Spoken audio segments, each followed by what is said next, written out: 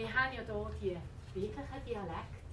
Der Altbasler, der sagt, machen Sie bitte die Ehre ziehen, können Sie bitte Schunken haben. Das sagen nicht mehr viel, weil heutzutage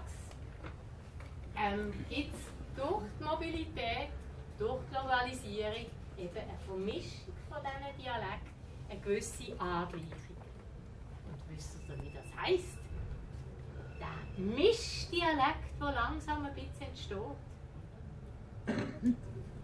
Es ist, genau, es ist Bahnhofbuffet, aber von welcher Stadt?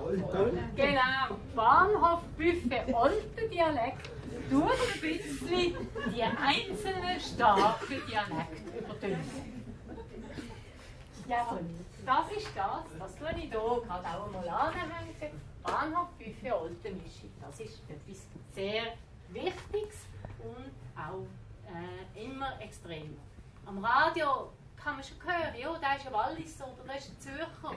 Aber er tut ein sehr modifiziert Walliserdeutsch oder Zürichdeutsch reden, damit dann eben alle verstehen. Verpassen? Ja, aber verpassen ihn eben, wenn man nicht genau die Zahl versteht.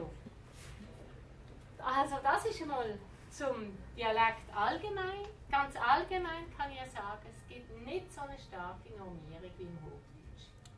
Also man darf viel mehr als wirklich klare Regeln haben.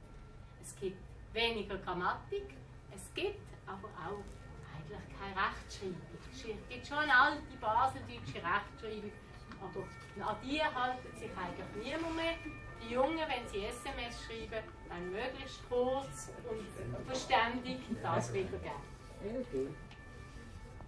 Und reden darf man auch, wie man es will, und so wie einem der Schnabel gewachsen ist. Es gibt keinen besseren oder keinen schlechteren Dialekt. Wenn wir uns wirklich perfekt und schriftlich ausdrücken, haben wir hier dafür